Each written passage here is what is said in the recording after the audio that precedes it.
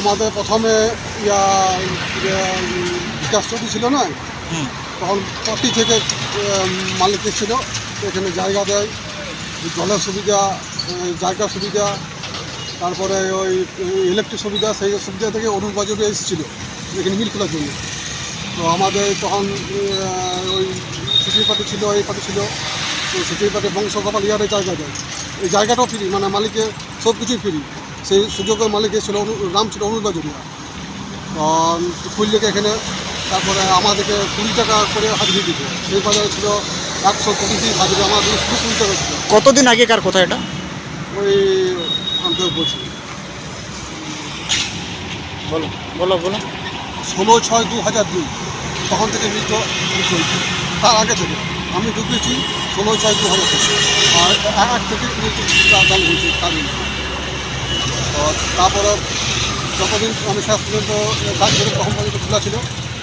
তারপর কী থেকে কী হলে জানি না, মিল তো বন্ধ আছে। তো এই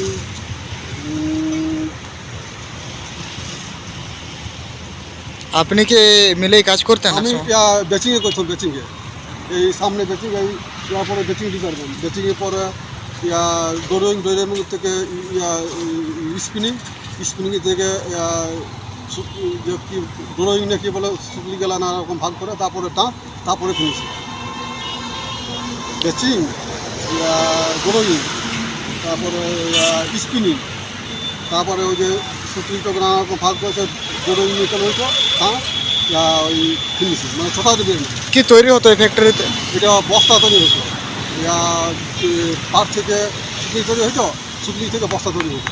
যদি পাটটা আসতো, বস্তা তৈরি করে ফিরে আবার নিয়ে যাওয়া হতো। কেমন লাগছে এতদিন পরে একটা কারখানা চালু হতে চলেছে?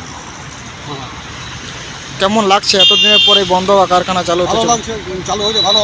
অনেকে বেকার আছে, কিন্তু অনেক লোক অনেক জায়গায় কাজ ধরে গেছে, কিন্তু আমি এখনও পর্যন্ত কোথাও কাজ পাইনি। ইটা ফাটা করছিল, ইটা ফাটা বন্ধ আছে, মানে যত শ্রমিক আছে তার মধ্যে আমিও মুশকিলে বুঝে আছি। আপনি বলবেন? দেখুন, এটা খুবই খুশির খবর।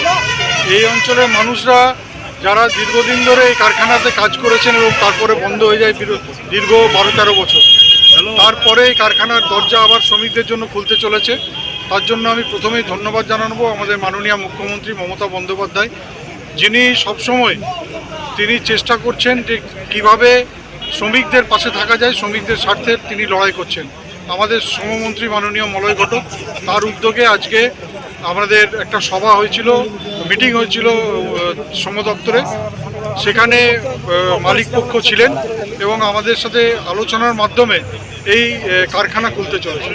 তাই এটা প্রত্যেক শ্রমিক যারা এখানে কাজ করতেন তাদের জন্য তো খুশির খবর নিশ্চয়ই। এছাড়াও এই এলাকার যারা ছেলেমেয়েরা আছে, যারা আগামী দিনে কর্মসংস্থানের জন্য চারিদিকে চেষ্টা করছেন, তাদেরও তাদের ঘরের সামনে একটা কারখানা খুলতে চলেছে, যেখানে নতুন কর্মসংস্থানও হবে।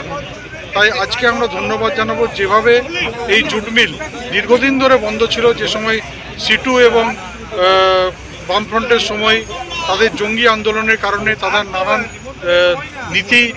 নীতি শ্রমিকদের বিরুদ্ধে, তার জন্য এই কারখানা বন্ধ হয়ে যায়, এই কারখানার দরজা বন্ধ হয়ে যায়।